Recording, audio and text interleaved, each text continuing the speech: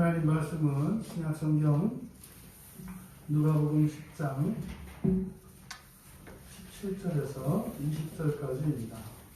신약성경 110쪽에 있습니다.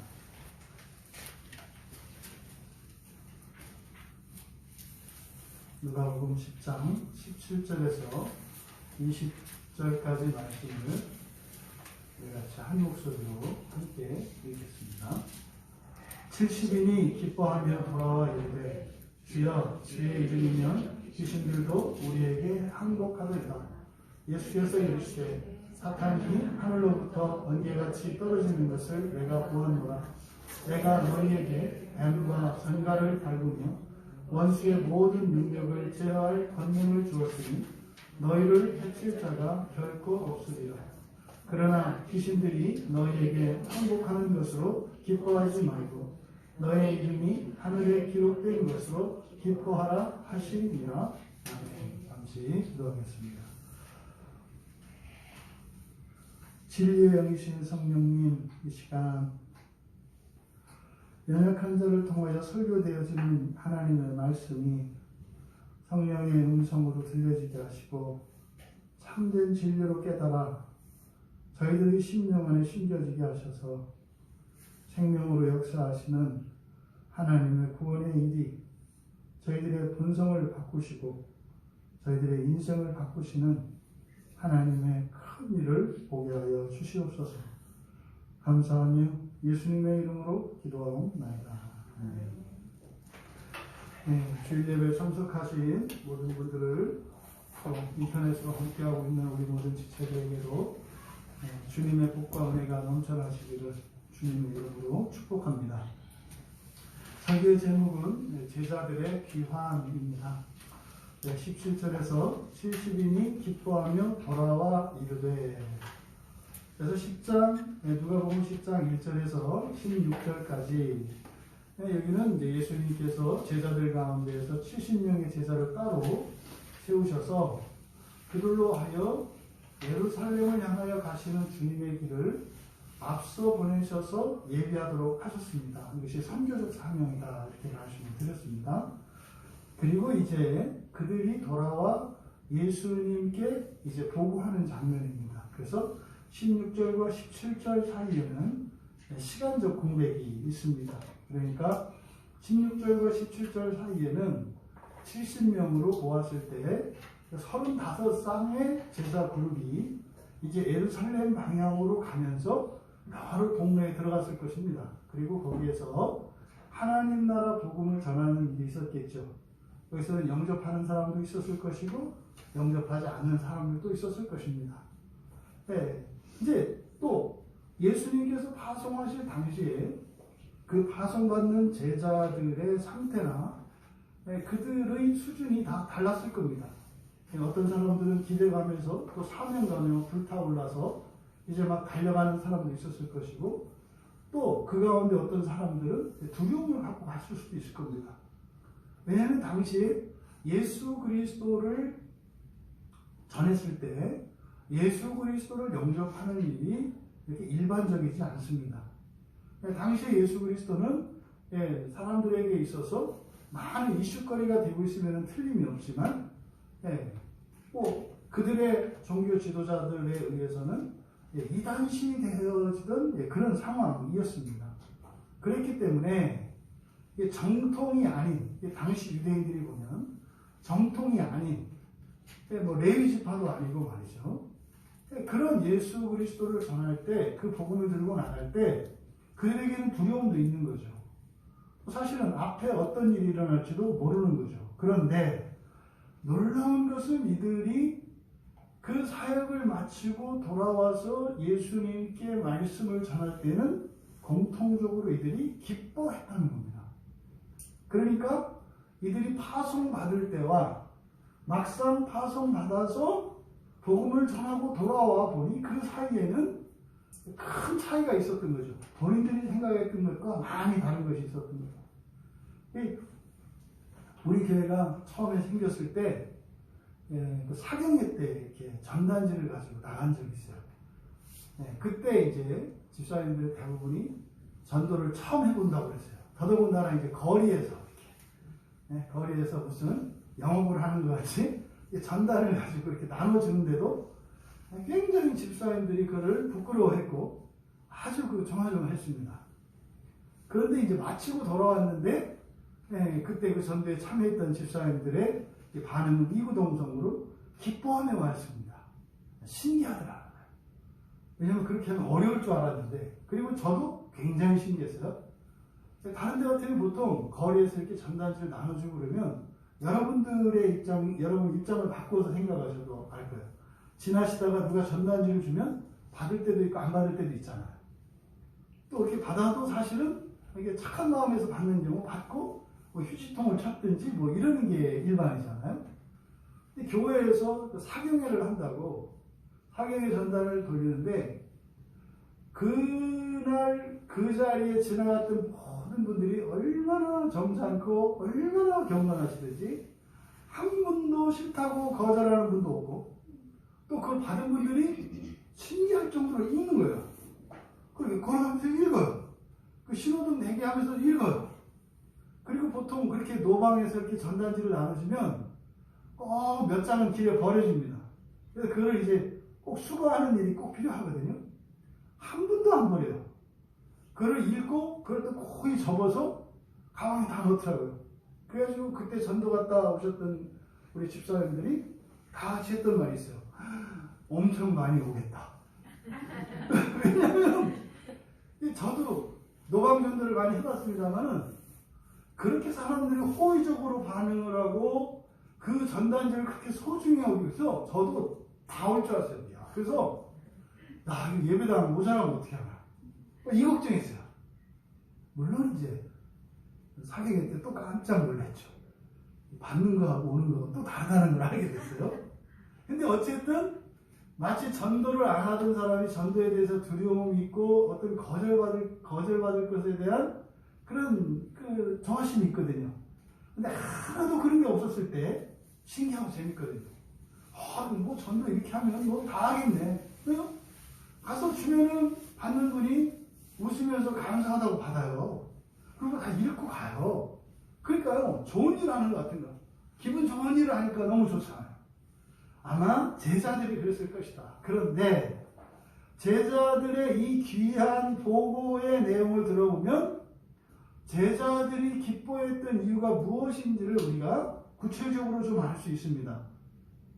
17절에 생략이 되어 있습니다만 이 제자들이 예수님께 돌아와서 보고한 내용은 두 가지겠죠.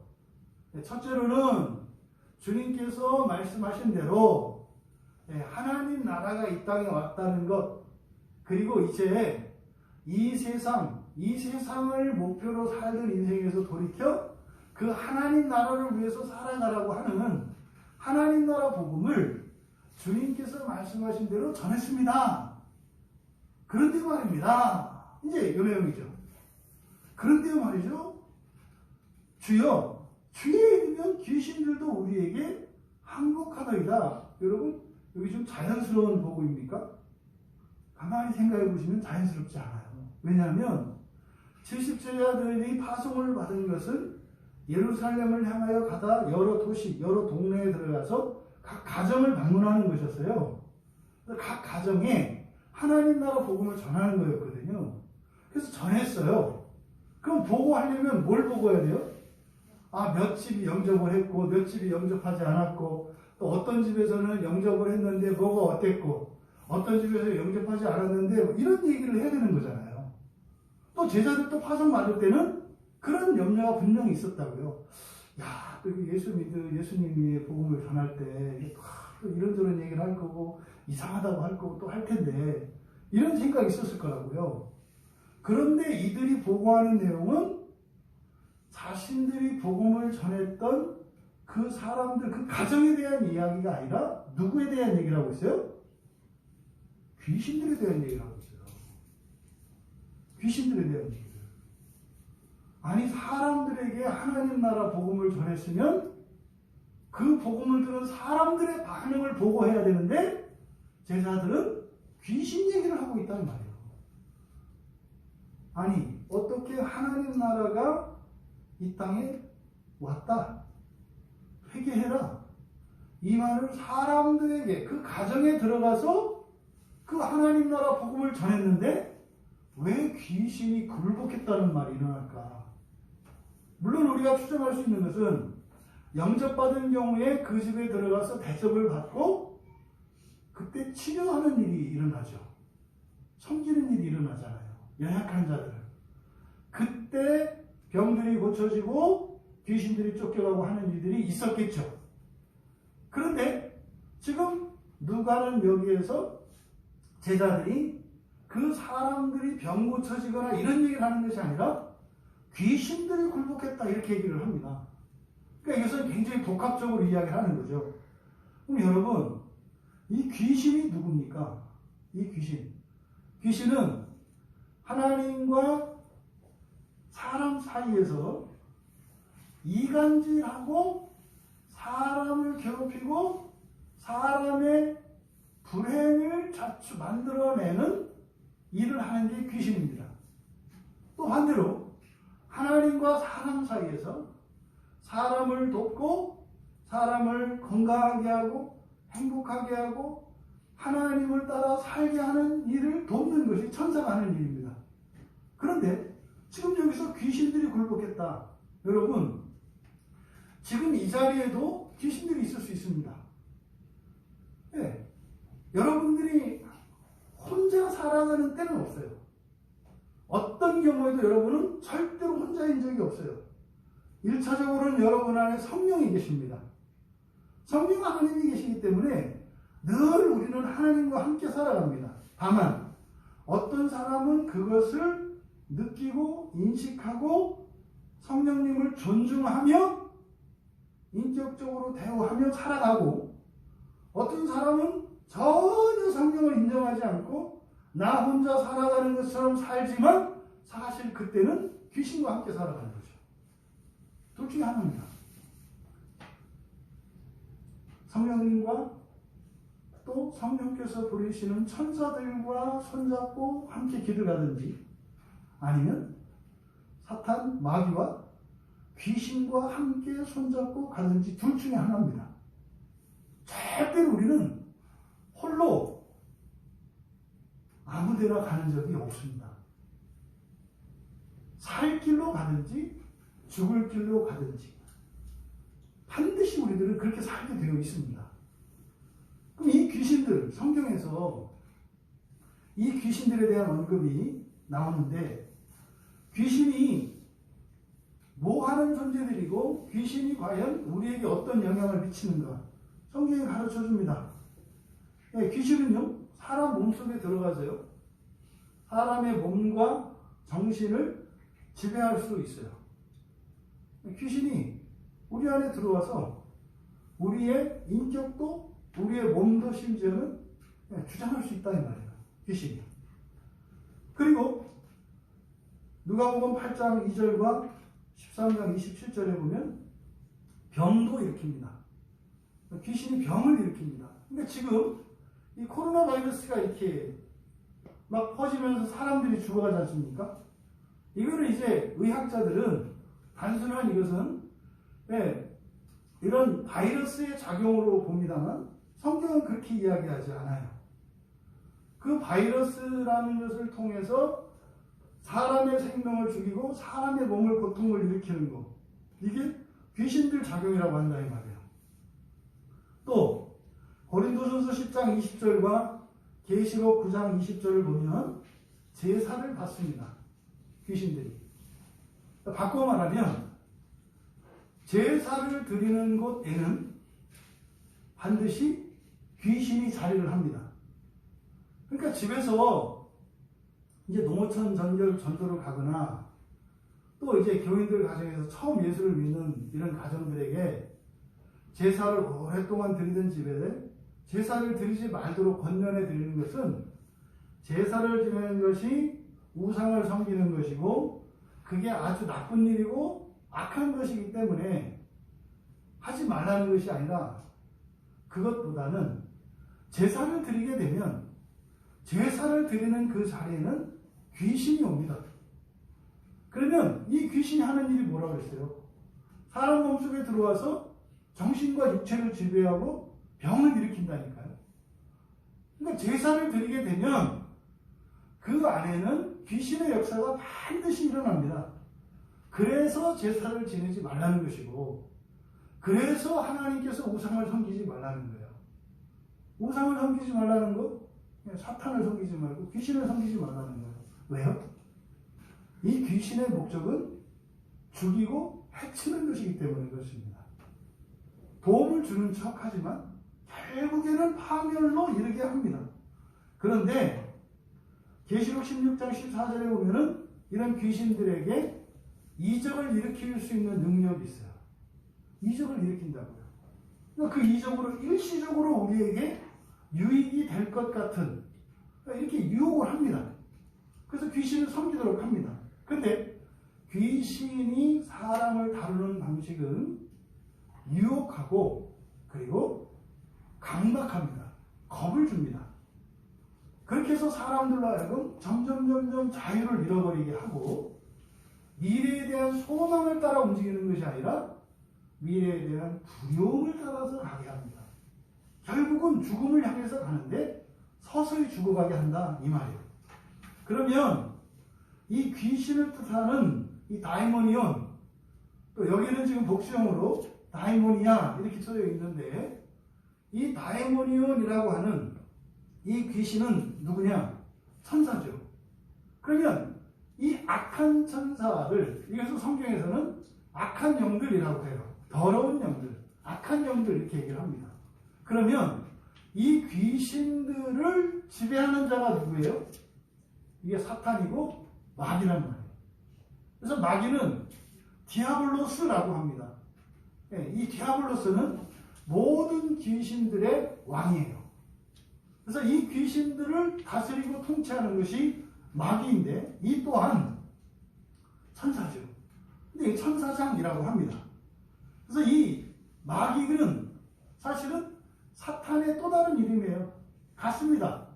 요한계시록 20장 2절에 보면 큰 용이라고도 하고 옛 뱀이라고도 하고 사탄이라고도 하고 마귀라고도 한다. 이게 뭐예요? 동일한 존재에 대한 이야기예요. 그러면 마귀라는 말은 고소하는 자, 협작꾼 이런 뜻입니다.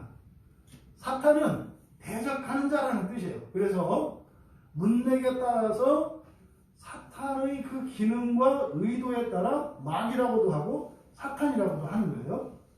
그러면 이 마귀의 특징은 바로 고소하는 거예요. 고발하는 겁니다. 그리고요, 이간질하는 거예요. 이것이 마귀입니다. 그럼 그 마귀가 예수님을 시험했잖아요. 광야에서.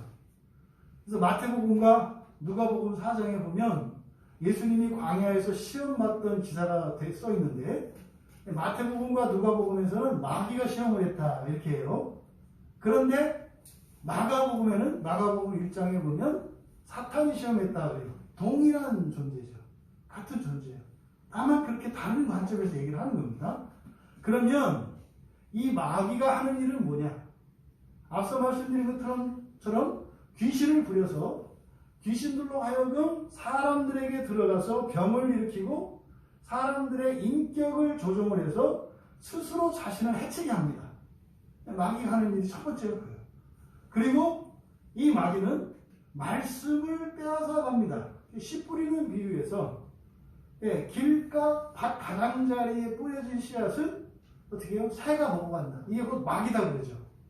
여러분들이 이제 예배 시간에 설교를 듣는데 졸려요. 그리고 이렇게 듣는데 안 들려요. 이게 마귀가 하는 일이에요, 여러분. 실체라고, 실체. 마귀가 하는 가장 중요한 일, 구원을 가로막는 것인데, 구원을 가로막는 가장 효과적이고 우선적인 일은 뭐예요? 말씀을 듣지 못하게 하는 겁니다. 그래서 말씀을 뺏어가요. 그러니까 여기서 이렇게 설교되어져서 말이 나가잖아요. 그럼 이 중간에서 가로챈다 이 말이에요. 아니면 들어오지 못하도록 귀를 먹게 만들어버려요. 아니면 들어왔는데 이것을 정리하지 못하도록 머릿속에 이런저런 잡생각들을 떠올리게 해서 그걸 막아냅니다. 이게 마귀가 하는 일이라는 거예요. 그게 이제 누가복음 8장과 마가복음 4장에 그 씨 뿌리는 비유에서 이렇게 나오죠. 그리고 이 마귀는 거짓말쟁이죠. 요한복음 8장 44절에서는 그래서 거짓의 아비라고 그래요. 모든 거짓말은 마귀의 역사입니다.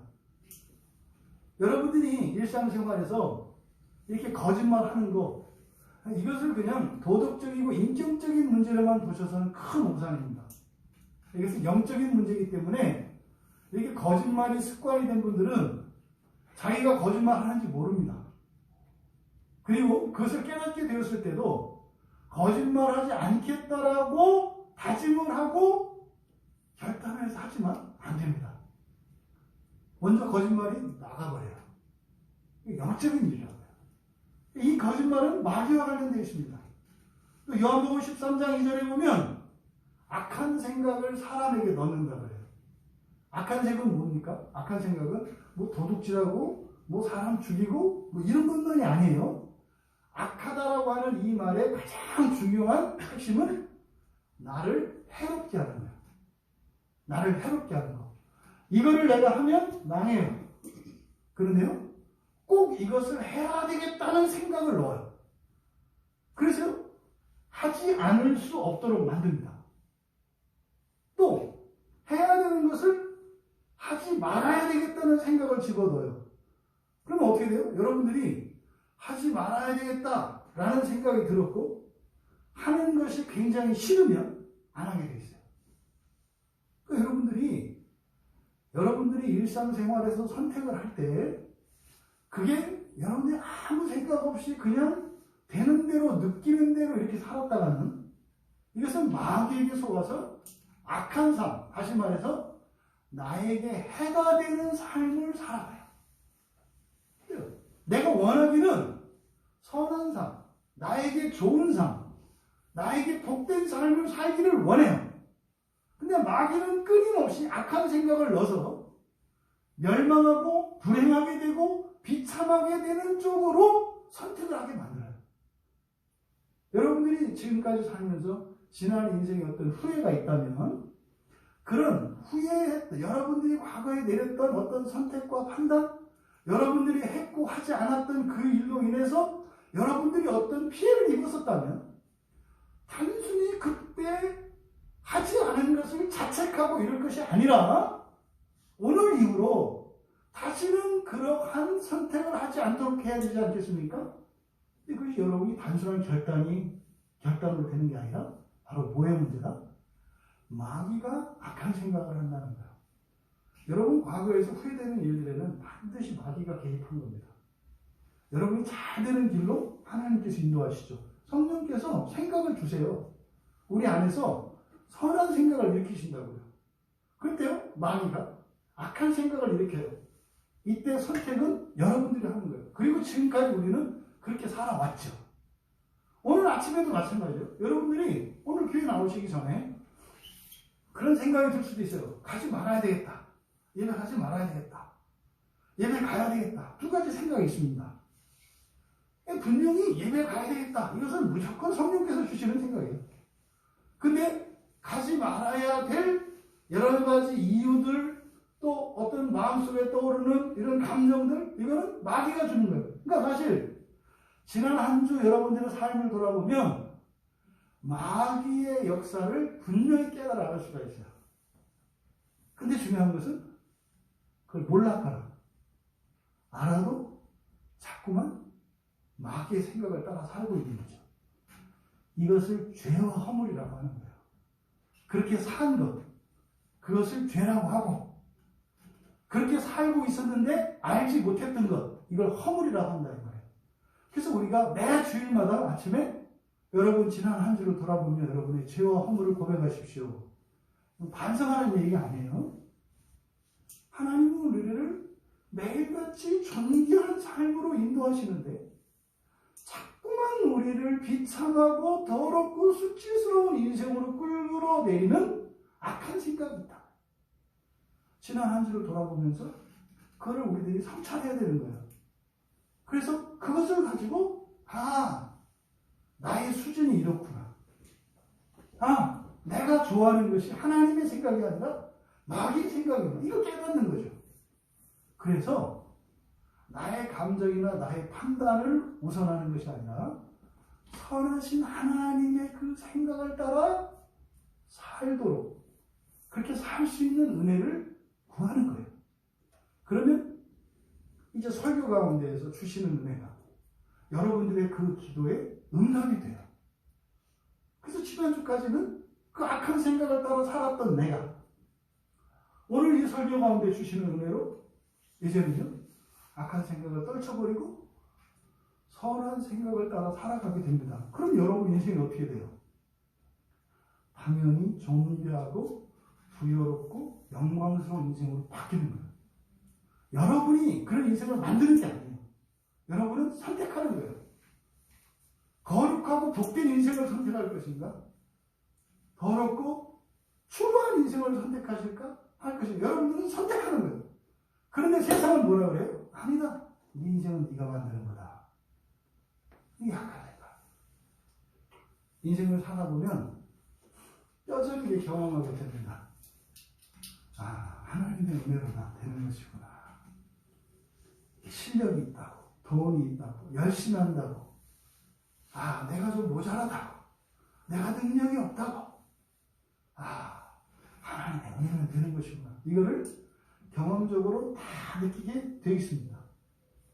여러분, 부디 이 마귀의 악한 생각으로부터 하나님, 성령 하나님께서 주시는 선한 생각에 이끌려 살아가실 수 있는 여러분 되시기 바라요. 또 사도행전 10장 38절에 보면은 마귀가 사람을 억압합니다. 그래서 몸에 장애를 일으켜요. 그죠? 걸음도 못 걷게 하고요. 안전대행가 되게 합니다. 허리가 휘게도 합니다. 그래서 몸에 일어나는 마비, 몸에 있는 장애, 이것은 귀신들의 역사가 아니라 마귀의 역사예요. 귀신의 역사는 질병을 일으키는 거고요. 구조적으로 이런 장애를 일으키는 것은 마귀의 역사예요. 그러니까요, 이런 장애가 질병보다 훨씬 더 강력한 힘으로 역사하는 거예요. 성경에 보면 귀신의 역사와 마귀의 역사를 그렇게 구분하고 있어요. 그리고 이 마귀는 올무를 쳐놓고 사람들을 걸려 넘어지게 하는 자예요. 이 디모데전서 3장 7절과 디모데후서 2장 26절에 보면 걸려 넘어지게, 올무를 쳐놓고 걸려 넘어지게 한다. 이게 뭡니까? 함정에 빠뜨리는 거예요. 그러니까 인생길에 평탄한 인생이 있고 인생길에 맨날 넘어지고 깨지는 인생이 있어요. 이 덫을 놓는 게 누구라는 거예요? 마귀라는 거예요. 여러분, 한 주일 한 주일이 다르지 않아요? 어떤 한 주일은 참 편안하고 순조로웠던 한 주일이 있어요. 근데 어떤 한 주일은 사사건건 일이 엉키고 뭐 예측도 할 수 없었던 일들이 막 일어나요. 근데 이건 뭐예요? 내가 운이 없거나 재수가 없는 이것이 아니라고요? 마귀가 덫을 놓았는데 그 덫에 걸렸다는 거죠. 그러니까 덫을 놓느냐 안 놓느냐가 중요하지 않아요? 우리는요. 어차피 마귀는 덫을 놓는 녀석이니까 걔는 열심히 놀 거예요. 그러니까 덫을 놓지 않게 해주시옵소서. 마귀가 있는 한은 덫을 계속 놔요. 우리가 해야 될 일은 뭐겠어요? 덫에 걸리지 않는 거죠. 또 덫을 밟고 넘어갈 수 있으면 되는 거죠. 그러니까 하나님 나에게 덫에 걸리지 않을 수 있는 지혜를 주시고 분별력을 주시고 거룩한 능력을 주시옵소서. 이게 우리들이 구해야 할 거죠. 하나님 덫에 안 걸리게 해주세요. 이건 기도가 아니에요. 덫에 이길 수 있는 힘을, 지혜를 구체적으로 여러분들이 구하셔야죠. 그런데 놀라운 것은 매일같이 똑같은 기도를 반복한다. 덫에 걸려서 넘어지고 다치고 상하고 그것으로 인해서 고통을 당하고 그리고 또 어떻게 또 덫에 걸릴까봐 조마조마하면 하나님 제발 걸리지 않게 해주세요. 걸리지 않게 해주세요. 덫을 분별할 수 있고 그것을 넘어갈 수 있는 힘을 구해야죠. 그러면 마귀가 덫을 놓으면 발을 팍 차서 끊어버리고 만들 거 아니에요. 그거 재밌습니다. 네? 딱 앞에 덫에 놓인 덫을 발견하고 그거를 팍 차서 끊어버리고 할 때 이게 혈관이 짜릿짜릿해요. 옛날 어렸을 때 시골에는 뭐 노는 게 없으니까 친구들끼리 잘 장난치는 게 있어요. 논길이나 이런 데 하면 풀 2개를 양쪽으로 묶고 이렇게 풀 묶고 덫을 놔 이렇게. 그럼 이제 막 달리기를 한다고 일부러. 야, 달리기 시작을 하자. 그럼 이제 작전을 짠 거지, 몇 사람이. 그 앞에다가 풀을 묶어서 이렇게 묶어놨다가.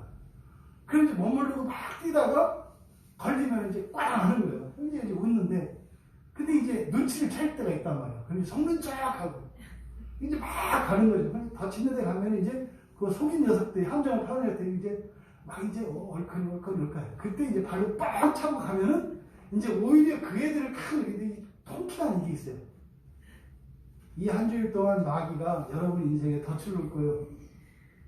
그걸 두려워하는 자들이 아니라 덫을 끊어버리고 오히려 다른 사람도 걸리지 않도록 여러분들이 간 길을 따라가면 안전한 길이 되도록 덫을 끊어낼 수 있는 그런 인생 살아가시는 여러분들 되시기 바랍니다. 이 마귀의 힘은요, 죽음의 권세예요. 죽음의 권세. 히브리서 2장 14절에 보면 죽음의 세력을 잡았다 그래요. 죽음의 세력. 그래서 마귀가 우리에게 쓰는 힘은 죽음이에요. 뭐요? 너 망하게 한다. 너 인생 어렵게 한다. 이게 마귀가 쓰는 힘이에요. 하나님이 쓰시는 힘은요, 너 살인한다는 거야. 여러분, 살리는 힘이 강할까요? 죽이는 힘이 강할까요? 살리는 힘이 강할까요? 살리는 힘이. 죽어도 사니까. 죽어도 사니까. 그래서 마귀는 죽이는 것으로. 여러분들이 어떤 일을 할 때 동기가 마귀의 생각이 동기가 되면 불안감에서 하는 거예요. 제 친구 중에 하나가 아주 공부를 잘하는 친구가 있었어요. 깜짝 놀랐어요. 이 친구가 이 다음에 청년되고 결혼하고 나서 어떻게 하다 옛날 얘기를 하다가 넌 참 공부를 좋아했지. 그랬더니 그 친구가 그러는 거예요. 공부 좋아했다고? 나 한 번도 공부를 좋아한 적이 없대. 아니 근데 너 공부 엄청 좋아했는데. 그 친구 엄마가 굉장히 인자한 엄마였거든요. 근데 죄송하지만 친구들이 없을 때는 마녀였더라고요. 상상도 못했어요. 굉장히 인자한 어머니고 아주 그냥 선해요. 그러니까 우리들 가면 얼마나 잘해주시는지 몰라요. 근데 어머니가 그런 분이신지 몰랐어요. 그런데 공부하는 거에 있어만큼은 이 친구를 완전히 잘하거든요. 그래서 엄마가 무서워서 공부해요. 지나고 보니까 이게 감사거리인데 그때는 그렇게 힘들었다는 거예요. 근데 여러분이 어떤 일을 할 때 동기가 두려움에서 하는 게 있어요. 이게 뭐예요? 마음의 힘이죠. 죽이는 힘이죠. 망하면 어떡하지? 나중에 가난해지면 어떡하지? 이게 마음의 힘이죠. 그러니까 어때요? 열심히 일해야 돼요. 이 사람들은요, 두려움이 사라질까요? 안 사라질까요? 절대 안 사라져요. 대학교 가면 다 될 것 같은데, 대학교 가고 나면 또 다른 두려움이 생겨요. 취업에 대한 두려움이 생겨요. 그래서 취업이 되면 다 될 것 같은데, 취업이 되고 나면 승진하지 못할 것 같은 두려움이 생겨요. 승진을 해요. 그러면 오래가지 못할 것 같은 두려움이 생겨요. 그래서 계속 두려움에 잡혀서 살아가요. 그래서 기쁨과 감사를 못 누립니다. 근데 하나님이 인도하시는 생명에 이끌려서 가는 것은요, 소망을 따라가죠. 소망을 따라. 그러면요, 오히려 가난한 가운데에서도 부유한 자보다 더 큰 기쁨과 즐거움을 누려요. 그런데요, 이거는 그냥 만족하고 자족하는 게 아니죠. 날마다 새롭게 하실 때마다 그 기쁨과 감사가 커가는 거예요. 이게 하나님께 이끌려 사는 인생과 마귀에게 이끌려 살아가는 인생의 큰 차이점이에요. 마귀는 죽음으로 역사한다. 이 세상의 모든 신들은 겁을 줍니다. 하나님은 겁 주시는 분이 아니라 복을 약속하십니다. 복을 약속하십니다. 평화를 약속하시고 자유를 약속하시고 존귀함을 약속하십니다. 마귀는요, 강박합니다. 겁을 줍니다. 여러분, 성령에 이끌려 하나님께 이끌려 살아가시는 여러분 되시기 바랍니다. 여러분 안에 있는 모든 두려움은 마귀가 역사하는 것이에요. 그것이 합리적인 의식 이런 게 아니에요. 여러분 요즘에 뭐 노후 걱정 이런 거 많이 하잖아요. 다 사기당하는 거 아시죠? 다 상해다. 여러분들이 내년에 죽을지 올해나 넘길지 어떻게 알아? 어떻게 알아? 네? 그래 뭐 20년 30년 뒤에 행복하게 살겠다고 오늘의 자유와 기쁨을 잃어버리고 살아가는 이 말도 안 되는 이런 이 시대, 여러분 한날 한날 소망 안에서 여러분들이 매일매일 누려야 하는 그 기쁨과 행복을 뺏기지 마시고 그걸 누리며 감사하며 살아갈 수 있기를 바랍니다. 그래서 이 마귀는 이런 존재예요. 하지만 이 요한계시록 20장 10절에 보면 결국 불과 유황못에 못에 던져져서 세세토록 밤낮 괴로움을 받을 존재라고 이야기를 합니다. 근데 지금 파송받았던 제자들이 돌아와서 기뻐하면서 예수님께 보고하는 내용이 귀신들이 항복했습니다. 이상한 얘기죠. 하나님 나라가 이 땅에 왔다고 하는 그 선언이 귀신들이 굴복한답니다. 여기 놀라운 진리가 있는 거예요. 여러분, 우리나라에는 우리나라 사람이 살고 너희 나라에는 너희가 살죠. 그러면 하나님 나라에는 누가 살아요? 하나님이 살아요. 그럼 하나님 나라가 어떻게 오는가? 선포요. 여러분들이 하나님 나라 백성이니까 여러분들이 거하는 곳은 하나님 나라가 됩니다.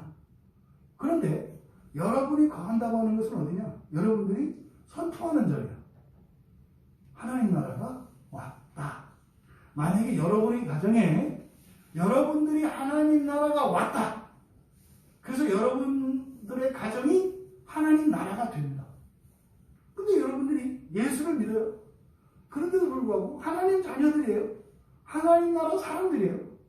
그런데도 불구하고 하나님 나라를 믿지도 않고 인정하지도 않고 고백하지도 않고 살아가요. 이건 뭐예요? 하나님 나라 백성이 하나님 나라 밖에서 살아가는 거예요. 거기는 누가 권세를 부리고 있어요? 사탄 마귀가 권세를 부리고 귀신들이 역사하는 자리예요. 그럼 어떻게 될까요? 하나님 나라 백성이 마귀 나라에 가서 이민 가서 사는 모양새예요. 말도 안 통하지, 백도 없지, 맨날 다치고 당하는 거죠. 1차적으로 여러분들이 그래서 하나님 나라를 선포하는 하나님 나라 안에 있는 그런 삶을 사셔야 합니다. 그래서 여러분들이 하나님 나라 안에 거한다면 마귀는 여러분들이 두려워하고 피해야 될 대상이 아니라 대적해야 되는 대상이라고 예수님의 동생 야고보가 야고보서 4장 7절에서 말씀을 해요. 마귀는 대적하면 마귀가 피한대요. 대적하면 피한대요. 근데 여러분들이 겁먹으면 삼킨대요. 이걸 여러분들이 기억하셔야 합니다. 그래서 이 마귀는 틈만 나면 삼킬 자를 찾으면 다녀요. 근데 삼킬 자는 누구겠어요? 하나님 나라 밖에 있는 자이고 마귀를 두려워하는 자들이죠. 그럼 이 사람들은 삼켜요. 오히려 마귀는 어떻게 해라? 대적해라. 대적해. 그래서 요한일서 3장 8절에 보면 하나님의 아들이 이 세상에 나타나신 것은 마귀의 일을 멸하기 위해서라고요. 그래서 예수님에게만 적용하시면 안 돼요. 예수님이 이 땅에 오신 것도 마귀의 일을 멸하기 위한 거예요. 지금 70제자를 파송하신 것도 무엇을 위한 거예요? 마귀의 일을 멸하기 위해서 하신 거였다는 것을 깨닫게 된 거죠. 근데 그 마귀들이 어떻게 하더라? 귀신들이 어떻게 하더라? 당신의 이름으로 독점하더이다. 근데 여기는 우리말 성경에 주의 이름 이렇게 되어 있습니다만 원문에는 그 이름으로 이렇게 되어 있어요. 그 이름으로. 그래서 여기는 해석이 전혀 다른 해석이 가능한 본문입니다. 그래서 그 귀신의 실체를 드러냄으로써 굴복했다 이런 의미도 되고, 왜냐하면 그 이름이기 때문에 정확하지가 않아요. 그래서 이것을 우리말 성경에서는 예수님의 이름으로 번역을 한 거죠. 어쨌든 하나님 나라가 선포되는 곳은 그러면 마귀에게 속한 귀신들은 하나님 나라 영역 안에서는 힘을 쓰지 못한다는 것을 제자들이 발견한 거예요. 그래서요, 기뻐하며 예수님께서 말씀한 거예요. 여러분, 제자들은 그렇게 생각했어요. 아, 우리를 보내서 예수님을 영접하도록 시키라는 것이구나. 마치 이제 교회를 말하는 거예요. 나가서 전도해서 우리 교회 등록시키고 이렇게 하라는 거구나. 이렇게 생각을 한 거예요, 70제자들이. 그런데 가보니까 그게 아니라 그들의 인생 가운데 불행을 일으키고 병을 일으키고 불화를 일으켰던 귀신들을 쫓아내기 위해서 보내셨다는 걸 깨닫게 된 거예요. 그러니까 유대교인들 이런 사람들을 개종시켜서 예수 편 만들라고 보내신 것이 아니라 그들의 인생 가운데 불행의 원인이었던 귀신들을 제거하라고 보내셨던 사실을 깨닫게 된 거예요. 그러니까요, 교회 나오고 안 다니고 예수 믿고 안 믿고 이것보다 주님의 관심은 어디에 있어요?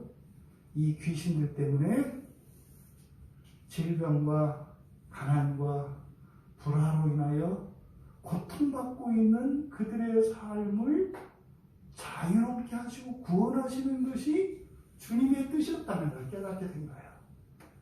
우리가 복음을 전할 때 그 사람들을 교회에 나오고 예수 믿게 하고 일단 하나님 나라 밖에서 예수님의 보호를 받지 않고 살아가는 그들의 삶이 너무나 비참하기 때문에 일단 그것을 해방시켜주는 것이 1차적인 목표라는 거죠. 이것을 제자들이 깨닫게 된 겁니다. 그러니까요, 비로소 예수님께서 이들을 왜 파송하셨는가? 왜 이들을 부르셨는가? 그것을 깨닫게 된 겁니다. 왜 여러분 우리 광야교회를 하나님께서 우리를 이곳에 세우시고 우리를 광야교회로 부르셨을까요? 1차적으로는 우리 각자에 대한 구원의 계획입니다. 그렇죠? 또 하나는 그것을 통해서 우리를 구원하셔서 또 여전히 마귀에게 종이 되어서 자유를 잃고 멸망을 향해서 살아가고 있는 그 인생들을 불쌍히 여기시고 그들을 구원하시도록 우리를 보내신 거예요. 그러니까요, 이 교회냐 저 교회냐 이게 중요한 게 아니에요. 왜요? 그 비참한 인생에서 벗어나는 거예요. 그 인생의 한계에서 벗어나는 거예요. 죽으라고 하더라도 잠깐 쉬고 나면 불안해할 수밖에 없는 그런 나약하고 비참한 인생이 아니라 언제나 담대하고 말이죠. 존귀하고 명예로운 인생을 살도록 하는 것이 우리를 부르시고 우리 광야교회를 세우신 목적이라는 거죠.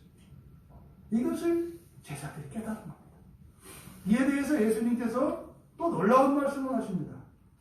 그랬더니 예수님이 18절에서 말씀하시기를 예수께서 이르시되 사탄이 하늘로부터 번개같이 떨어지는 것을 내가 보았노라. 여기 지금 이 문장 구조가 좀 이상하게 되어 있습니다. 문법이 좀 이상하게 되어 있어요. 좀 독하게 되어 있어요. 왜 그러냐면 사탄이 하늘로부터 번개같이 떨어졌다. 떨어졌다. 이건 부정과거 시제예요. 그러니까 이미 떨어진 거예요. 그러니까 떨어진 것을 보았다. 이렇게 하는 게 맞아요. 그런데 지금 우리나라 성경에 보았노라 이렇게 되어 있습니다만 여기 미완료 시제로 써 있습니다. 그러니까 떨어진 것은 이미 일어난 사실이에요. 그런데 보고 있는 것은 계속되고 있어요. 무슨 말이에요? 떨어지는 것을 추락하는 것은 날개가 없다. 그래서 사탄이 떨어졌어요. 떨어졌는데 지금 어떻게 하고 있어요? 계속 떨어져 내리고 있는 거죠. 마치 하늘을 날던 큰 비행기가 엔진이 꺼져버린 거예요. 엔진이 나갔어요. 그 순간 그 비행기는 어떻게 되지? 땅바닥을 향해서 추락하죠. 그러니까 지금 18절에서 예수님께서 말씀하신 내용은 바로 이거예요. 그러니까 사탄이 하늘로부터 떨어졌다. 이건 부정과거형이에요. 이미 떨어진 거예요. 그럼 하늘에서 떨어졌다. 이 하늘은 처소예요. 처소. 하늘의 원래 이 사탄의 처소는 하늘에 있었습니다. 하늘에. 이때 하늘이라고 하는 것은 여기 공중이 아니에요. 처소로서 하늘. 우리의 처소는 땅에 있죠. 하나님과 영적 존재들은 하늘에 있죠. 그런데 사탄이 그 하나님이 계시는 그 처소에서 떨어졌다는 거예요. 그게 떨어진 게 기정사실이고 회복될 수 없어요. 왜? 이게 부정과거 시제니까. 돌이킬 수가 없어요. 이건 역사적 사실이야. 그런데 예수님은 그것을 계속 보고 계시다고 해요. 그러니까 여기서 우리가 예수님의 말씀을 통해서 알 수 있는 진리. 하나님 나라에서는 마귀와 귀신들은 살 수 없어요. 하늘에서 떨어졌잖아요. 그러니까 이 땅에서도 하나님 나라가 선포가 되면 여기서도 마귀와 귀신들은 살 수가 없어요. 쫓겨가야. 근데 그 일은 계속 되는 거예요. 계속 되는 거예요. 계속. 그래서 지금 예수님의 이 말씀을 통해서 제자들이 하나님 나라 복음을 전하는 이것이 바로 하늘에서 마귀가 떨어진 것처럼 이 땅에서 하나님 나라가 선포되어질 때 그 구역이 하나님 나라 땅이 되면 그곳에 거했던 귀신들은 쫓겨간다는 사실을 말씀한 거예요. 하늘에서 마귀가 떨어지는 것이나 이 땅에서 귀신이 쫓겨가는 것은 같은 원리다. 너희들이 한 일은 말이지 바로 가가호호 방문해서 하나님 나라 복음을 전해서 내 편이 되게 하고 예수를 믿게 하는 게 목적이 아니라 그들이 거하는 가정과 그 도시에 있던 귀신들을 쫓아내는 거였어. 요 얘기란 거예요. 제가 어렸을 때는 시골에서 사셨던 분들은 그런 경험을 다 했어요. 우리나라에 귀신이 많았습니다. 아주 귀신이 드글드글 했어요. 그래서 어릴 적에 뭐 밤이 되면 조용하잖아요, 옛날에. 그럼 밤만 되면은 하여튼 마을 어느 곳에 어디에선가 이 북치고 깽가리 소리가 들려요. 굿하는 소리예요. 밤마다 굿하네요. 밤마다 굿하. 밤마다. 그 이제 무당들이 이제 귀신 쫓아내는 거거든요. 그러니까 얼마나 귀신이 많았는지 몰라요. 그래서 어느 마을이든지 가보면 꼭 미친 사람들이 다 있어요. 항상 옛날에는. 미쳐도 그냥 곱게 미친 게 아니에요. 막 바깥에서 와서 막 이렇게 군대 귀신 들린 자와 같이 그런 미친 사람들이 어느 동네 어느 마을에 가면 다 있었어요. 옛날에. 여러분들 아주 실감으로. 온통 귀신 투성이었어요. 근데 그 사람들이 없어졌어요. 정신병원에 들어가고 아니요. 귀신이 쫓겨간 거예요. 뭐 때문에? 교회가 세워지고 교회에서 하나님 나라가 선포되면 귀신들이 굴복하고 쫓겨가는 일이 일어나는 거예요. 아, 이 70체자를 보내셨던 게 바로 이런 말씀이었구나. 그러면요, 하나님 나라를 선포하는 것, 이 하나님 나라가 왔다, 회개하라, 이거를 성경에서 맨 먼저 선포한 것은 세례 요한이에요. 마태복음 3장 2절에 보면 세례 요한이 그걸 어디서 먼저 전하냐면 광야에서 외쳐요. 광야에 외치는 자의 소리. 이게 무슨 말이에요? 광야의 귀신들을 쫓아낸 거죠. 사람이 없는 곳에서 왜 하나님 나라가 왔다? 이상하잖아요. 광야에서 요한이 외쳤다고 그래요. 사람에게 전하는 게 아니라 광야에서, 광야는 사람이 없는 곳이에요. 이게 바로 뭐예요? 영적인 세력들을 몰아내는 일이었다는 거죠. 하나님 나라 복음을 전하는 게. 그리고 예수님께서 광야에서 시험을 받잖아요. 마귀에게 광야에서 시험을 받는다고요. 그러니까 순서로는 그런 거죠. 광야에 귀신들이 많이 살았나 봐요. 요한이 하나님 나라가 왔다, 회개하라 이렇게 하면서 귀신들을 정리한 거예요. 마귀가 예수님을 광야로 끌고 갔어요. 왜? 거기가 지 나오발이니까. 왜? 거기는 귀신들이 드글드글 하거든요. 그런데 웬걸? 세례 요한이 준비를 해놨잖아요. 거기서 40일 동안 물도 음식도 드시지 않고 금식하고 줄이셨어요. 시험을 이기셨어요. 그랬더니 귀신들이 머무는 광야에서 천사들이 예수님을 수정들어요. 이게 굉장히 중요한 일이에요. 귀신들의 땅이었던 요새 천사들이 수종들어서, 그러니까 하나님 나라가 시작된 곳이 광야예요. 그리고 나서 예수님이 그때부터 이제 사람들에게 하나님 나라가 왔다, 회개하라. 그래서 광야에서 세상 속으로 하나님 나라가 전파돼요. 광야 교회에서 세상 속으로 하나님 나라가 전파되는 같은 원리인 거예요. 아, 이런 거구나, 이런 거구나. 그러니까 세례 요한이, 예수님이, 그리고 예수님의 제자들이 하나님 나라의 도래를 선포할 때 거기에 하나님 나라가 생겨요. 여러분, 이 공간에는 영적인 실체들이 있어요. 잊지 마시고. 그래서요, 아무데나 막 하면 안 된다고 그랬죠. 귀신들이 많이 있는 곳이 있어요. 거기 가시면 몸도 힘들고 마음도 힘들고 인생도 힘들어져요. 천사들이 머무는 곳에 가면 몸도 가벼워지고 인생도 즐거워지고 그러는 거예요. 이런 것을 분별해서 가셔야 돼요. 그러니까 뭐 요즘은 예수를 믿는 그리스도인들조차도 이런 영적 실체에 대한 기본적인 이해가 없으니까 겁도 없이 막 가요. 그러니까요, 알 수 없는 인생의 불행들이 막 일어나요. 여러분, 이것은 영적인 실체와 여러분의 인생이 직결되어 있다는 사실을 지금 성경을 통해서 우리에게 가르쳐주고 계시는 거예요. 그러니까 이 마귀는 계속 떨어지는 거예요. 그러면 사탄이 하늘에서 땅으로 떨어지는 것과 이 땅에서 귀신들이 몰려나가는 것이 비례하는 거죠. 같이 일어난다 이 말이에요. 같이.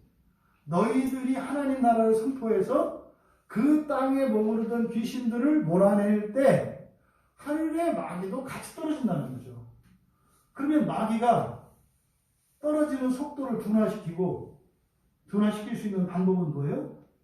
이 땅에서 귀신들이 자리를 잡는 거죠. 그러니까 오죽하면 교회까지 막 들어오잖아요, 이제. 교회까지 막 들어와서 교회가 거짓말하고, 이간질하고, 서로 고소하고, 이런 일이 막 일어나잖아요. 그럼 어떻게? 떨어지던 사탄이 조금 속도가 좀 완화되나 봐. 그러니까요, 이 땅에서 일어나는 일이 하늘에서 일어나는 일과 직결되어 있다는 사실, 요 사이에 여러분의 인생이 있다는 것을 여러분들이 깨달으시기를 바라요. 그러면서 예수님께서 당부의 말씀을 하십니다. 내가 너희에게 뱀과 전갈을 밟으며 원수의 모든 능력을 제어할 권능을 주었다. 너희를 해칠 자가 결코 없다. 여러분, 이 말씀을 꼭 기억하시기 바라요. 너희를 해칠 자가 결코 없다. 왜요? 귀신이 없고 마귀가 없기 때문이 아니에요. 뭐 때문에? 권능 때문이에요. 권능 때문에. 여러분의 인생에 이런저런 사건, 사고가 일어나지 않기를 바라지 마세요. 이 세상은 그런 게 일어나는 거예요, 원래 이 세상은. 근데 그런 것이 일어나도 여러분들의 능력이 그것을 능가하기 때문에 문제가 안 되는 거죠.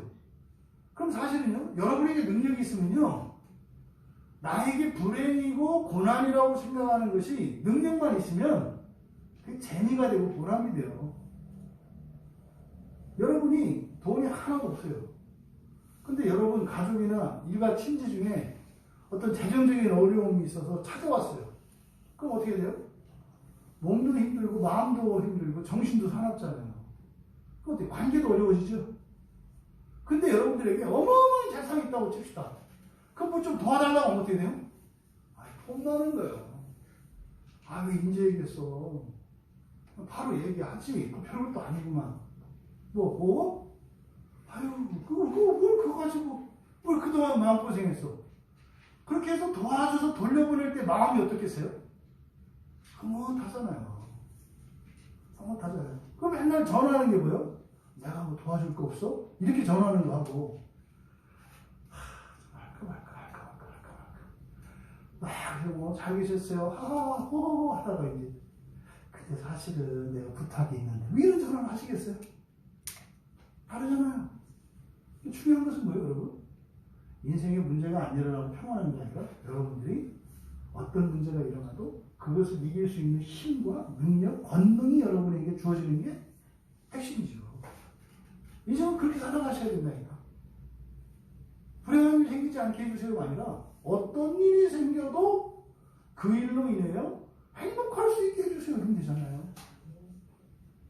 일하지 않는 것이 아니라 즐겁게 보람되게 할 수 있으면 되잖아요. 바로 예수님이 지금 그 말씀을 하시는 거죠. 그런데 예수님의 말씀을 읽어보면 좀 이상해요. 왜냐하면 앞에서 우리가 12사도를 파송할 때와 70제자를 파송할 때 차이점을 봤다고요. 12사도를 파송할 때는 이런 권세와 권능을 주셨어요. 그렇죠? 근데 문제는 70제자들을 파송할 때는 안 줬어요. 오히려 뭐 지갑까지 다 털어내 있었잖아요. 탈탈 털고 가서 한 끼 줍시오 해야 되는 이런 상태로 보내셨거든요. 근데 지금 예수님이 여기에서 권능을 주셨다 할 때, 주었다 할 때 이 주었다가 완료형을 쓰고 있어요. 완료형이 뭐냐면 보낼 때 이미 그 권능이 주어졌다는 거예요. 근데 앞에서 얘기를 안 했잖아요. 그럼 우리가 앞에서 분명히 권능을 안 주셨다는 것을 아는데 지금 여기서 예수님이 권능을 주셨다고 말씀한 거예요. 그러니까 기록을 안 한 거죠. 왜? 제자들 12사도에게 권능을 주신 것과 70제자에게 권능을 주신 게 좀 다른가 봐요. 12사도는 권능을 주셨어요. 이렇게. 그런데 70제자들에게 그 얘기를 안 했는데 뒤에 와서 줬다고 말씀한단 말이에요. 그러니까 여기서 누가가 말씀하고자 하는 게 뭐예요? 하나님 나라와 함께 권능이 전해진다. 하나님 나라를 선포하는 자에게는 그 하나님 나라 복음 안에는 뭐가 있다? 권능이 있다. 하나님 나라 복음 안에는 권능이 있다는 거예요. 이거를 얘기하지 않으시고 제자들로 하여금 하나님 나라 복음을 선포할 때 그 권능을 경험하게 하신 거죠. 그러니까 이제 아는 거예요. 권능을 줬다. 이 권능으로 귀신을 쫓아내고 치유해라. 이렇게 하신 게 아니라 하나님 나라에 대한 복음만 주셨는데 이들이 그러니까 각 가정 들어갈 때마다 경험한 거죠. 영접을 해서 그 집에 들어가서 누가 보니까 얼굴이 창백하고 좀 의기소침해 있어서 위로해주고 기도해주고 했더니 이 사람이 갑자기 얼굴에 화색이 돌고 혈기 생기가 돌고 병이 고쳐지고 귀신이 쫓겨나는 일들이 있었던 거죠. 근데 이 70제자들은 분명히 그런 권능을 주시고 이런 게 없었단 말이에요. 근데 그냥 하나님 나라 복음만 들고 갔는데 그런 일이 막 일어나는 거죠. 이 얘기를 하는 거죠. 여러분, 하나님 나라 복음 안에는 권능이 있습니다. 떨어질 수가 없는 거야. 떨어질 수가 없는 거야. 근데 이 권능이라는 게 말입니다. 여기 지금 19절의 말씀은 시편 91편의 인유로 보여요. 구약 성경에 한번 가서 여러분들이 시편 91편을 좀 가보세요. 이게 예전에 우리가 천사 사경이 할 때 굉장히 중요했던 본문이죠. 어떻게 우리가 천사들의 그 권능을 우리가 어떻게 사용하는가? 우리가 직접 천사를 부리는 것이 아니라 우리가 어떻게 한다고 했어요? 기도한다고 했죠. 하나님께 기도하면 하나님이 우리 기도를 들으시고 천사들에게 명령하신다고요. 그러면 그 천사들을 우리에게 보내세요. 그럼 그 천사들이 가지고 있는 능력으로 우리가 한 기도를 이뤄요. 이게 기도의 원리고 영적인 원리예요. 이게 지금 시편 91편에 나오거든요. 그러니까 지금 예수님이 말씀하시는 이 구절이 바로 시편 91편에 대한 인유인 것을 우리가 알 수 있어요. 시편 91편에 가보시면 10절에 가보세요. 10절에서부터 제가 읽겠습니다.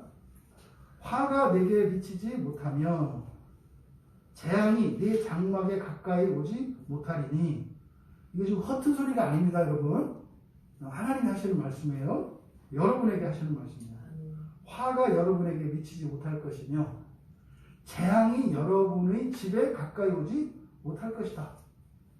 그가 하나님이 여러분을 위하여 그의 천사들을 명령하사 여러분의 모든 인생에서 여러분을 지키게 하시기 때문이에요.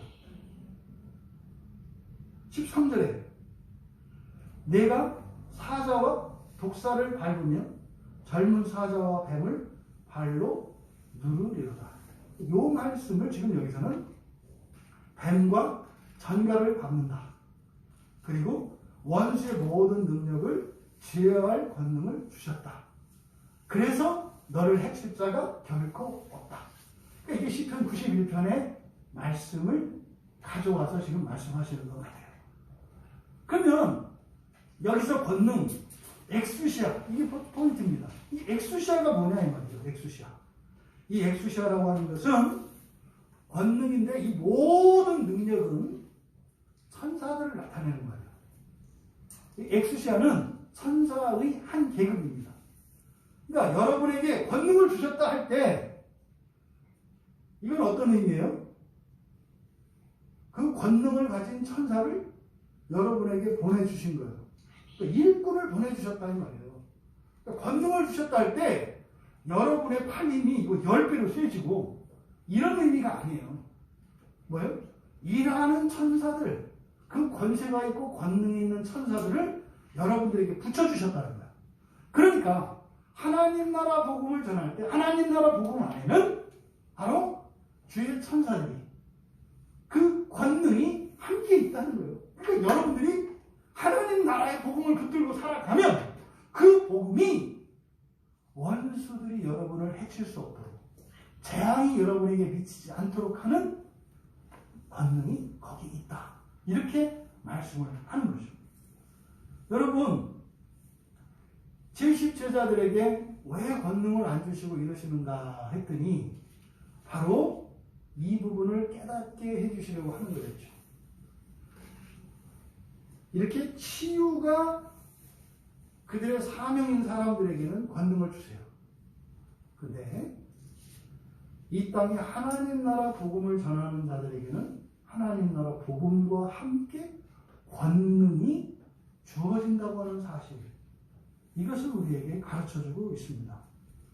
여기서 뱀과 전갈을 밟는다. 예수님이 이렇게 말씀하셨어요. 뱀은 성경에서 마귀의 세력에게 사용돼요. 마귀. 그래서 뱀 하면 성경에서 맨 처음에 등장하는 뱀이 에덴 동산에서 하와를 꼬드겼던 옛 뱀이죠. 옛 뱀. 그리고 이 뱀이 독을 가지고 있어서 독으로 사람을 생명을 해칩니다. 그래서 뱀을 밟는다라고 하는 의미는 뱀이 해야지 해를 끼칠 수 없다는 거죠. 요거에 대한 성경의 사례가 사도행전 28장 3절에서 6절에 보면 바울 사도가 풍랑을 만나서 멜리데라고 하는 섬에 표류했었어요. 그때 우리로 말하면 우리나라에서는 그 맹독소 뱀이 이제 뭐 살모사 이런 건데 뭐 더한 거죠. 뭐 방울뱀 뭐 이런 게 이게 물어서 대롱대롱 달려 있었다고 그래요. 그럼 죽어야 되는 거죠. 근데 이렇게 불에 대해서 뱀을 때렸다고 해요. 근데요 하나도 다치지 않았대요. 이거죠. 근데요 마귀는 귀신은 뱀과 같아요. 여러분의 인생에 또 여러분에게 깃들여지는 해악을 끼칩니다. 그런데 어떻다? 하나님 나라의 복음 안에는 그 뱀의 독을 능가하는 권능이 있다는 거죠. 또 이 전갈은 성경에 잘 사용되지 않는 말이에요. 이 전갈이 사용되는 것은 요한계시록 9장에 사용됩니다. 요한계시록 9장에 보면은 그 나팔 재앙이 벌어질 때 5번째 천사가 나팔을 불어요. 그때 하늘에서 무저갱 열쇠, 지옥이죠. 무저갱 열쇠를 가지고 와서 그걸 열어요. 무저갱을. 그 지옥문을 연다고요. 거기서 올라오는 게 뭐 황충, 전갈, 그 중에 전갈이 있어요. 그럼 이 전갈이 하는 일이 뭐냐? 인을 받지 않은 자들을 쏘는 역할이에요. 이게 뭐예요? 예수를 믿지 않는 자들을 쏘는 역할을 하는 게 전갈이에요. 그러니까 이 하나님 나라의 복음이 선포되어지면 말하자면 어떤 마을이 있어요. 아무도 예수를 믿지 않는다. 거기 하나님 나라 복음이 선포가 됐어요. 그 이전까지는 이런 귀신들이 사람을 죽이고 병들게 하고 하는 이런 전갈과 같은 뱀과 같은 역사를 일으켰어요. 하나님 나라 복음이 선포되지 못해요. 그 전갈과 뱀들이 싹 사라진다 이 말이에요. 싹 사라진다. 요 얘기를 지금 그렇게 하십니다. 그 다음에 또 원수의 모든 능력을 제어할 권능. 여기서 원수는요, 그 뭐 특별한 사람이 아니에요. 여러분이 싫은 사람, 여러분 싫은 사람. 그냥 재수 없고 그냥 주는 거 없이 비워. 이거는 사람도 되고 이거는 영적 존재도 되고 다 돼요. 그래서 여기서 원수라고 하는 것은 에크트로스라는 말이거든요. 이 에크트로스는 그냥 증오하는 대상이에요. 증오하는 대상, 미워하는 대상. 여러분을 무시해. 싫잖아. 원수요, 원수. 여러분을 괴롭혀. 원수. 마태복음 10장 36절에서 예수님이 뭐라고 하시냐면, 원수가 누구냐? 자기 집안 사람이야. 사람의 원수가 자기 집안 사람이야. 그러잖아. 엄마가 원수잖아요. 딸이 원수고, 뭐 그렇게 되잖아요. 남편이 원수고, 아내가 원수고, 뭐 그렇게 되잖아요. 부모 자식 간에 원수 되잖아요. 근데 여기서 원수라고 하는 이 에크트로스라는 말은 무슨 특별한 일이 아니에요. 사이가 틀어지고 싫어하는 얘기. 이걸 원수라고 해요. 근데 그 원수의 모든 능력을 제어할 권능, 원수의 모든 능력을 제어하지 못하면 어떻게 돼요? 맨날 화나고 맨날 불행해지는 거야. 충동받아. 원수한테는 자극받거든요. 말 한마디 눈빛 하나에 뒤집어지거든요. 으악 하고 나서 그럼 후회하죠. 왜 내가 망가졌거든. 왜 어차피 해봐야 가족이야. 근데 이런 일이 일어나요. 그러니까 왜요? 그 원수의 모든 능력이 보이세요? 나를 충동질하는 것을 능가하는 능력이야. 그래서 꾹꾹꾹 찔러도 어떻게? 귀여워. 그래. 충동을 안 받아. 이게 지금 원수의 능력을 제어할 권능이라는 거예요. 그러니까 사실은 뭡니까? 악을 선으로 갚는 능력이에요. 미워하는 자를 사랑할 수 있는 능력이에요. 이 능력은 여기서 말하는 것은. 그러니까 여러분들이 인생이 불행해지는 이유가 여러 가지가 있습니다만 그 중에 가장 중요한 이유가 뭐예요? 주는 사람 때문에 그래요. 그냥 내버려두면 혼자 그냥 평화롭게 살 수 있는데 옆에서 자꾸 쑤셔가지고 막 무너져. 그러니까 막 더 이상 살고 싶지 않은 뭐 이런 일도 일어나는 거죠. 왜요? 원수들의 능력에 못 미치니까. 자극을 받으니까. 그러니까 지금 예수님께서 하나님 나라 복음과 함께 이런 능력을 주셨다. 그러니까 영적으로 그 지역, 그 가정, 그 집, 그 영역 안에서 예수를 믿든 안 믿든 사람들을 병들게 하고 고통스럽게 하는 이런 귀신들, 악한 영들을 몰아내는 권능을 주셨고 서로 사랑하는 가족들임에도 불구하고 서로 불화하고 미워하고 시기하고 다투던 곳에 평화가 있게 하고 사랑이 있게 하셨다는 거예요. 그러니까 하나님 나라는 좋아요, 안 좋아요? 좋아요. 여러분 가정에 여러분이 거하는 모든 곳에 하나님 나라가 임하기를 바랍니다. 근데 어떻게? 여러분들이 하나님 나라를 선포하는 거예요.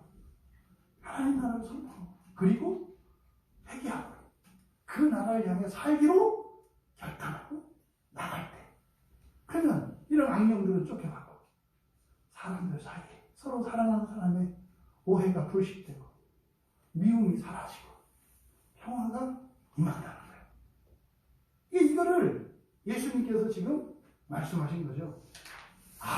그러면요 이 말씀을 들으니까 제자들이 어떻게 계세요? 개운해지고 이해가 다 되는 거였죠. 이런 거였구나. 난 또 내가 그렇게 된 줄 알았지. 이거지. 이런 거였구나. 그래서 기뻤던 거죠. 그러니 어떻다? 너희를 해칠 자가 결코 없다. 그런데 우리의 경험을 보면 해칠 자가 있어요, 없어요? 있어요. 하루에 12번도 내 말 안 들으시고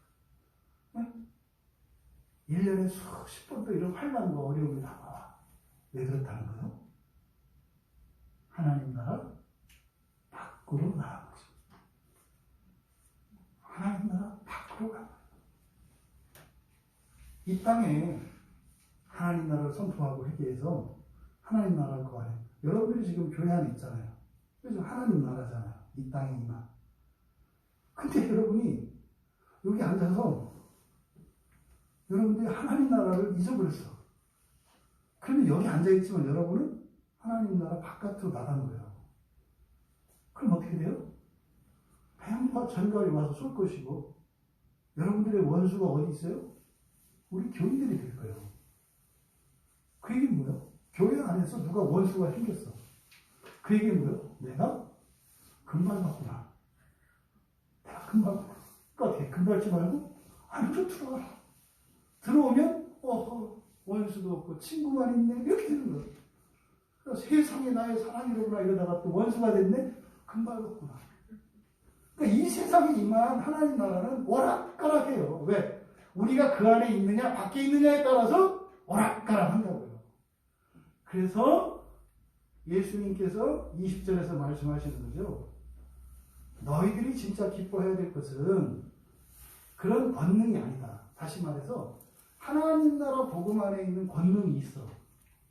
그래서 귀신들을 쫓아내고 원수들과 화해하고 사랑하는 일이 있을 거야.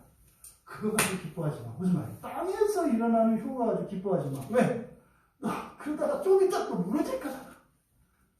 그때 또 죽겠다고 할 거 아니야. 그래서 너희들이 진짜로 기뻐해야 되는 것은 뭐다? 하늘이라는 거죠. 하늘. 그래서 하늘에 너희의 이름이 기록된 것으로 기뻐하라. 이게 뭡니까? 우리가 정말 기뻐해야 될 것은 그 하나님 나라, 완전한 그 나라가 이 땅에 임할 때 내가 거기에 들어가도록 내 이름을 거기에 기록하신 것으로 기뻐해라. 그러니까 이 땅에서 일어나는 이런 권능의 효과, 이 땅에 도래했지만 완전한 하나님 나라는 아니기 때문에 완전한 그 하나님 나라로 기뻐해라. 이런 의미로 20절에서 말씀을 한 거죠. 그래서 시편 91편에 15절, 16절을 보면 이렇게 되어 있어요. 그가 내게 간구하리니, 기도하는 거죠. 내가 그에게 응답하리라. 그들이 환난 당할 때 내가 그와 함께하여 그를 건지고 영화롭게 하리라. 이제 영화롭게 한다는 말이 예사가 안 들리시죠? 이 땅에서 하나님 나라를 누리는 것으로 그치는 것이 아니라 영원한 그 나라에 들어갈 수 있도록 한다는 거예요. 내가 그를 장수하게 함으로 그를 만족하게 하며 나의 구원을 그에게 보이리라 하시도다. 이 시편 91편이 굉장히 중요하고 영적인 시예요. 여러분, 다니엘 10장에 12절에서 14절 말씀을 제가 읽어드릴게요. 이게 지금 천사들의 작용, 우리의 기도, 또 이 세상에서 이 세상에 임한 하나님 나라와 장차 이 땅에 임할 저 하늘에 있는 그 나라, 그것에 대한 놀라운 계시를 담고 있는 성경인데, 다니엘 10장 12절에서 14절 상반절까지 그가 내게 이르되 다니엘아 두려워하지 마라. 이 다니엘은 여러분 이름 넣으시면 돼요. 네, 두려워하지 마라. 네가 깨달으려 하여 네 하나님 앞에 스스로 겸비하게 하기로 결심하던 첫날부터.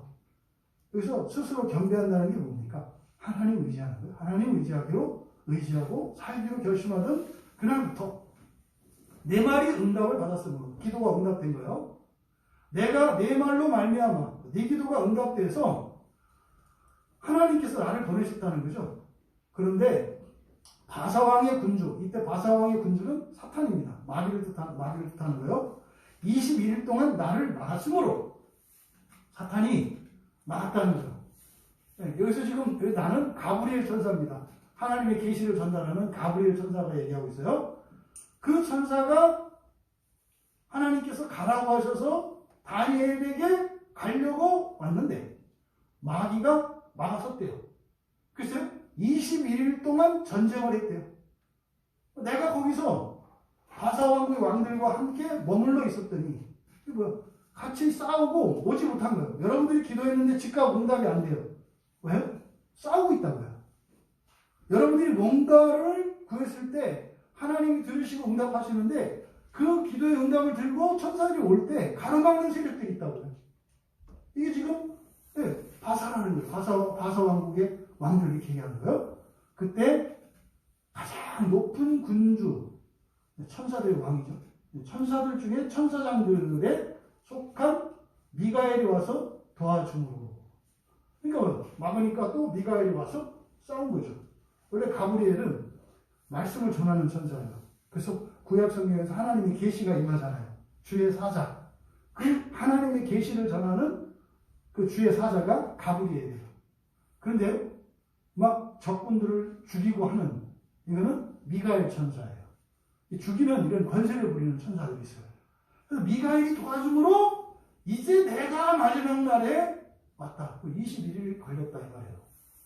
여러분들의 삶 속에 시간적으로 지체되는 일이 있어요. 하지만 어떻다? 반드시 일어난다.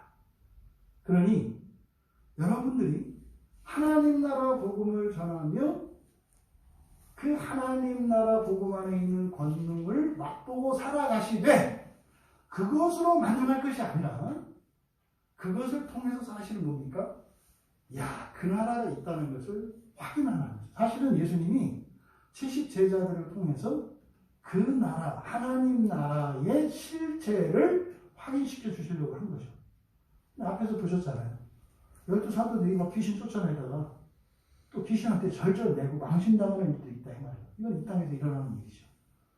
완전한 하나님 나라가 임할 겁니다. 근데 그 나라에 어떻게 들어간다? 이름이 기록되어서 들어간다는 거예요. 이게 구약 성경에서부터 아주 오랫동안 이 하늘책 사상이 있어요. 하늘에 기록되는 출애굽기 32장 33절에 보면 32절과 33절에 보면 모세가 여호와 하나님께 이렇게 얘기해요. 하나님 그들의 죄를 용서해 주십시오. 그렇지 않으면 원하건대 주께서 기록하신 책에서 내 이름을 지어주십시오. 주께서 기록하신 책이라고 해요. 이게 바로 생명책이에요. 또 시편 69편 28절에 그들을 생명책에서, 이게 지금 악인들의 저주잖아요. 악인들에 대한 저주 뭐예요? 생명책에 지워서 하나님 영원한 지옥에 던져버리죠. 생명책에 대한 이런 계시가 나와요. 또 다니엘 12장 1절에도 그때 내 민족을 호위하는 큰 군주 미가엘, 내 민족을 호위하는 큰 군주 미가엘, 이스라엘이에요. 이스라엘 민족의 천사가 누구래요? 미가엘이래요. 그렇게 써있잖아요. 또 환란이 있으리니 이는 개국 이래로 그때까지 없던 환란일 것입니다. 그때 내 백성 중 책에 기록된 모든 자가 구원받을 것이다. 그러니까 구원받는 자가 누구예요? 책에 기록된 자. 이 책, 이름이 기록된 이 책. 이게 이제 히브리서 12장 23절에서도 하늘에 기록된 장자들, 이렇게 해요. 하늘에 기록된 장자들. 하늘에 기록된 장자들이 그리스도인들 많아요. 그리스도인들 중에서 첫째 부활에 참여하는 사람. 또 요한계시록 13장 8절에 어린 양의 생명책이라고 해요. 죽임을 당한 어린 양의 생명책에 창세 이후로 이름이 기록되지 못하고 이 땅에 사는 자들은 다 짐승에게 경배하게 되리라. 기가 막힌 얘기죠. 또 계시록 20장 12절에 여기에서 하늘의 책이 여러 개의 책이 있다는 것을 가르쳐줘요. 계시록 20장 12절에 보면은 내가 보니 죽은 자들이 큰 자나 작은 자나 그 보좌 앞에 서 있는데 책들이 펴있고 책들이 있어요. 또 다른 책이 펴졌으니, 그러니까요, 한 권의 책이 있고요, 여러 권의 책들이 있어요. 그러니까 한 권으로 쓰여진 책이 있고 여러 권으로 쓰여진 책이 있다고. 그런데 이 한 권으로 쓰여진 책, 요거를 생명책이라고 해요. 곧 생명책이니. 그런데 여러 권으로 써진 책은 우리들의 삶을 기록한 책이에요. 우리의 행위를 기록한 책이에요. 그런데 이 행위를 기록한 이 책들은 우리가 다 심판을 받아요. 생명책에 따라 심판을 받아요. 어떻게?